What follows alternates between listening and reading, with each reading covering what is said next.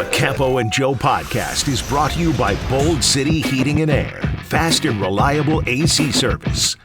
Welcome in. Campo and Joe, and your NFL season is finito. I hate to say it, but your Jacksonville Jaguars are down to the offseason, and so is everybody else, including the world champion Kansas City Chiefs. Joe C. from XL Primetime, our head coach Dave Campo, and we're just going to break it down because now everybody's season is over with. Yep. It's off season. Not just the Jaguars. Everybody's Unfortunately, the Jaguars were off season way ahead of where the last two were. Exactly. But we're going to look back at the Super Bowl. And, you know, I think the thing that we will probably do is refer back to what the Kansas City Chiefs and the San Francisco 49ers were able to do to get to the Super Bowl. We're probably going to refer to that a lot during the offseason. But I asked the question on XL Primetime today, how many Hall of Famers were on the football field the other night? And I think it's definitely worth discussing that. And then to tie it back to Jacksonville, how many Hall of Famers are on this roster, potential Hall of Famers? Well, I don't think anybody's anywhere near that just yet. They're going to have spectacular careers for a long time, but that's where you want to be, man. That's the world that you want to live in. It's the world Coach lived in when you were winning Super Bowls. Yeah, but you know what? We started where nobody knew who we were. The first year we won the Super Bowl that year, we had no Pro Bowlers on defense. Mm-hmm. The next year, we had something like 6. Okay. So, you know, some of it is the fact that the Jaguars haven't done well. And then you got a bunch of young guys. It's a young football team still. It is. You know, most of the guys on this team were guys that were drafted within the last 3-4 years, probably. Yeah. So it's hard to tell who's there. Well, as an example, Travis Kelce was drafted the year that Andy Reid came into Kansas City. 2013. Yeah. Right? So that's over a decade. And this guy has obviously fashioned a Hall of Fame career. Patrick Mahomes, in the shorter amount of time, of course, has fashioned a Hall of Fame career. You might say the same about Chris Jones. Who knows when it's all said and done? Right. But the bottom line is the construction of the franchise, top to bottom, is solid. Well, the problem that the Jaguars have, to be perfectly honest with you, is they have not done well with the draft since 2008. I mean, you know, and I wasn't even fully, I just saw an article about it. Mm-hmm. And you know, I was gone. I left in 2008. Yeah. That was 2007 was my last year here. Yeah, Coach was here from 5, 6, 7, two of 3 playoff years. From 2008, there's only been like 3 guys that have been on second contracts. Yeah. I mean, it's ridiculous. That means that it's really been poor drafting. Yeah, it's ridiculous if you go from 2000, at least 2008. Until 2021, there was only one time that this team drafted outside of the top 10. Yeah, that's the other first round. That's correct, yeah. And it was Taven flipping Bryant. And there was a bunch of them in the top 5 that did not pan out. So, you know, the drafting part, if you don't draft decent players, you're going to have a hard time developing. Yeah. When you take them in the first 10, you ought to have a second contract with those guys. You better believe it. You know, that's the key. I'll just rattle them off real quick, just off the top of my mind and not in order. Luke Joeckel, number 2 overall pick in 2013, did not get to a second contract. Justin Blackmon, we know how he flamed out. He was a number 5 pick overall. Dante Fowler did not get to a second contract, number 3 overall. Blake Bortles, number 3 overall, got 1 year of a 2-year extension, only lasted 1 year after his original contract, and then he was gone. I mean, we can go on and on and on. Right. Jalen Ramsey, Hall of Fame-ish level player, did not get a second contract. On and on and on. Caleb Vaughn. Yeah. Henderson. C.J. Henderson was a top 10 pick. I mean, number 9 overall. Yeah. And so the next guy that was in the top 10 is Josh Allen. He came in after C.J. Henderson, and he has the year before C.J. Henderson, he has a chance to be one of the all-time greats for this football team. And we're going to keep an eye on how it's going to go with the contracts. But he's really the biggest discussion point in this offseason. That's got to be move number 1 or the biggest move. No question, because you can't let your good players go. And he's proven, even during the years where he kind of disappeared in a way as compared to 14 and a half sacks as a rookie, and then 17 and a half now. he did have 7 or 8 or whatever it was in there. Mm-hmm. So the guy is a legitimate pass rusher. Yeah. And now he's proven that in any given year, he can get you 17 sacks or 16. So you can't let that guy go, in my opinion. I think you have to pay the guy. Yeah, and look, if we start going down the line of the salaries that are out there for some of these guys, particularly the pass rusher, the left tackle, of course, the quarterback, and some of the other high-profile players that win you football games, you have to pay them. And you need someone. Let's just use the Super Bowl as an example. Both teams have dominant guys that are either coming off the edge or in the interior part of that defensive line. Nick Bosa, who came in the same year that Josh Allen did, and, of course, Chris Jones. You can even throw Chase Young into this conversation. Absolutely. Because he was a number 2 overall pick. He was able to get to Mahomes a couple times in the first half. Bottom line is, Coach, you got to have those guys crashing the boards. Yeah, no question about it. I mean, I think that, you look at, just watching that Super Bowl game Sunday night, mm-hmm. I mean, those guys were flying at the quarterbacks, both of them, both sides of the ball. I mean, both teams. Yeah, they were hitting hard. I mean, they were flying around in that game, and people don't really realize the difference between the regular season and you get into the playoffs when it's one and done. It's unbelievable how it kicks up, yeah. And you'd say, well, how can that be? The professionals, they ought to be that way every game. But, after the 6th, 7th, 8th game, some guys are starting banged up, getting hurt. Mm-hmm. They know that they've got a chance to come back after one game bad. You don't have it in the playoffs. You're either there or you're not. And they have the week off, and so they get right. And they get amped up.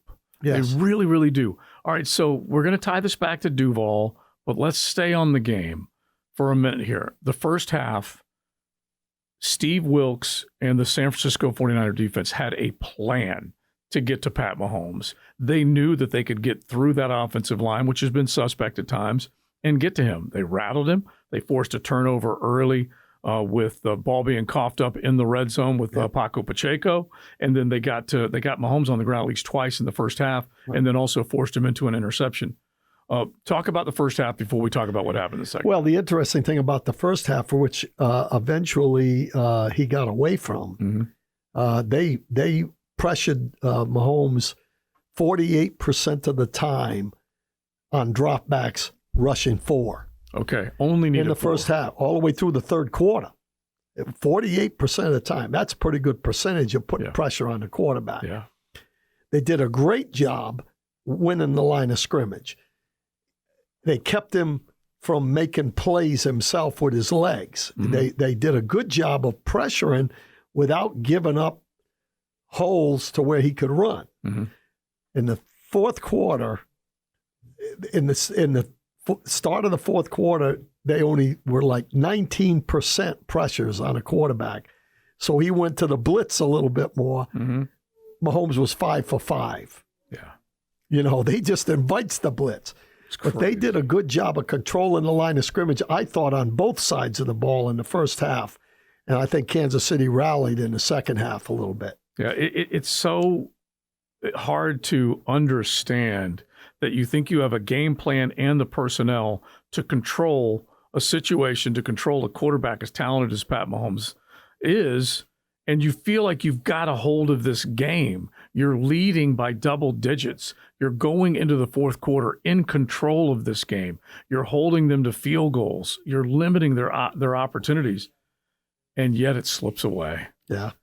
The Magic Man, the Maestro. I mean, I can come up with 1,000 nicknames for Mahomes. And the ball has to bounce your way, which it did. It did on that punt where he hit the guy, and that's a quick touchdown. Bam. Yeah.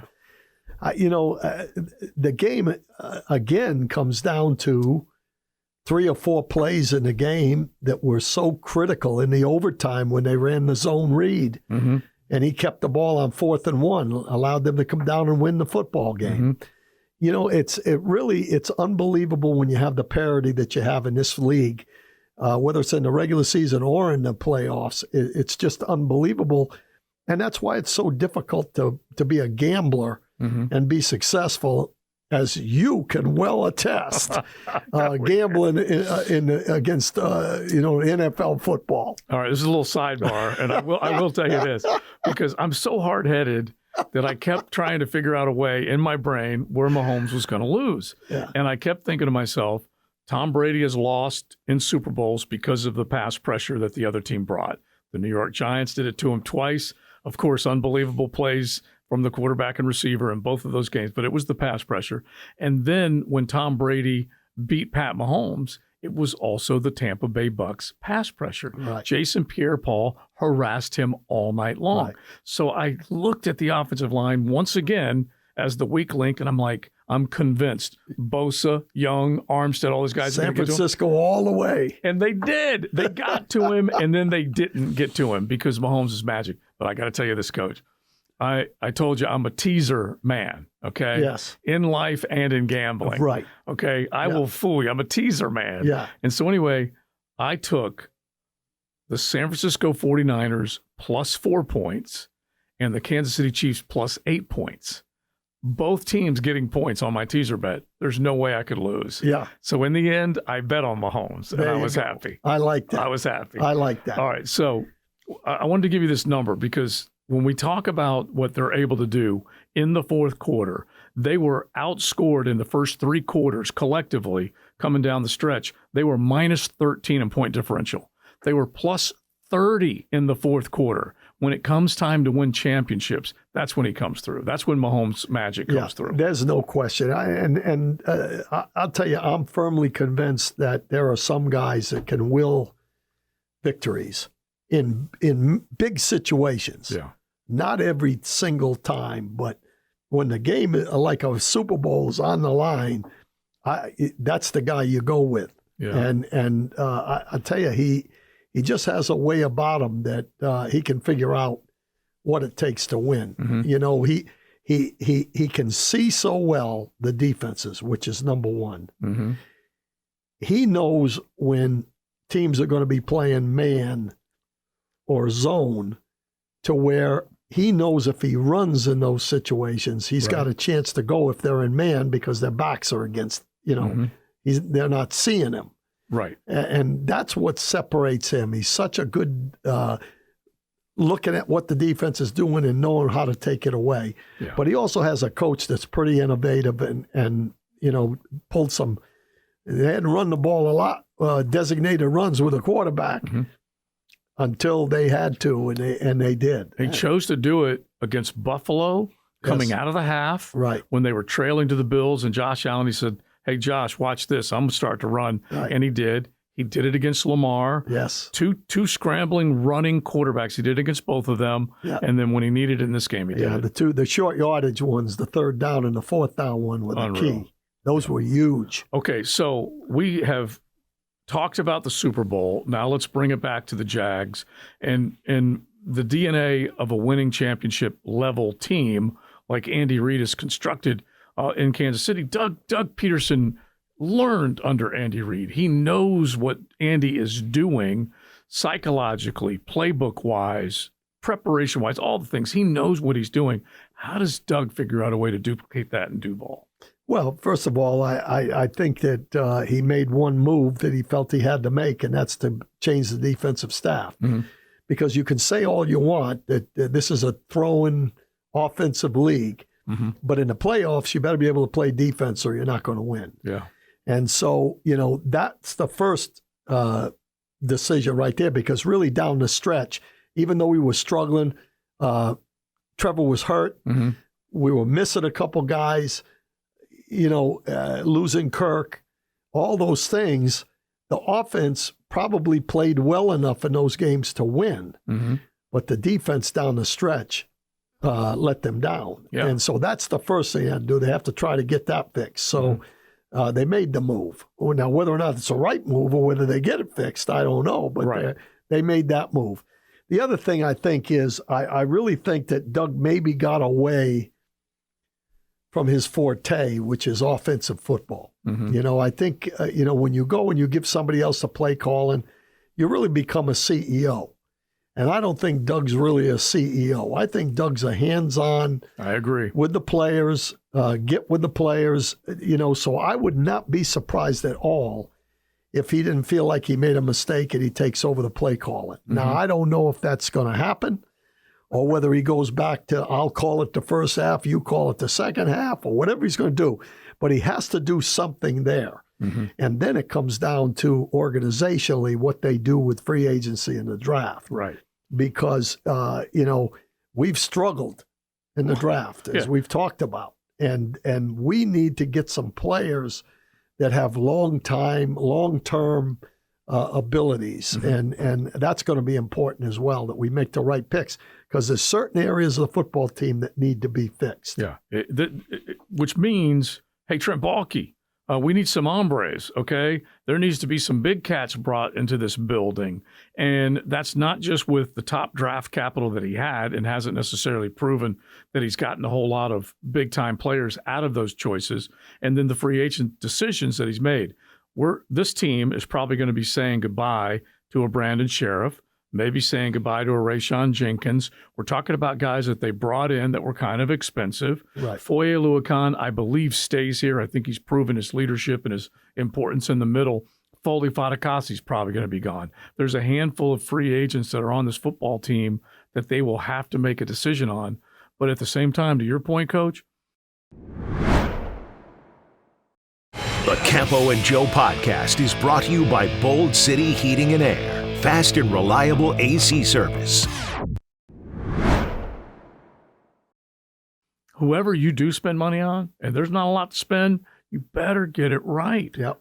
Get impact guys. Yeah. And again, I didn't know Trent Baalke when he was at San Francisco, but he had a reputation of maybe not doing that well there. Mm-hmm. They did get to a Super Bowl. Yeah. And Eric Armstead, one of the best players on the team, he drafted. Yeah. So it can be done. They just have to make sure that they're on top of every single guy, and they've got to trust their ability to make the right decisions there. And, it's going to be interesting to see, because I think that's going to be very important. There's, just to give you an example, there's probably 6 or 7 tackles that are going to go in the first round. Yeah. Well, we need offensive linemen. Now, whether or not it's a tackle or whether or not it's a tackle that can move to guard or whatever it is, right. we need to win the line of scrimmage, and that's an area that they've got to really hone in on, in my opinion. I don't think there's any question that as suspect as the Kansas City Chiefs offensive line was, they still did enough at the right time to protect Mahomes or to get their ground game going, to get them to the Super Bowl and to the Lombardi. And then obviously the 49ers offensive line, as good as it gets. Well, you look at another perfect example is the Dallas Cowboys. Mm-hmm. Great pass rushers, right? Mm-hmm. But their 2 inside guys are pass rushers, so they can't stop the run. Mm-hmm. And then it became a big problem. Yeah. That in the big games, when you get into the playoffs, you better be able to stop the run. Yeah. And then rush the passer, not the other way around. Yeah, it's a great point, because that's ultimately what's going to lead you. You're going to have the balance, you have the ability to do something that the defense cannot defend. You got to have Henderson and Stroud inside in order to win in the playoffs. Yeah. I can tell you that right now. Big Baby and Big John, that just took all those Duval absolutely. Took them back in time. All right, real quick before we go, Doug Peterson did make a decision to hire running backs coach replacing Bernie Parmalee, who had been let go, part of the firings after the end of the season. Jerry Mack is the guy that's being reported to come in as the running backs coach.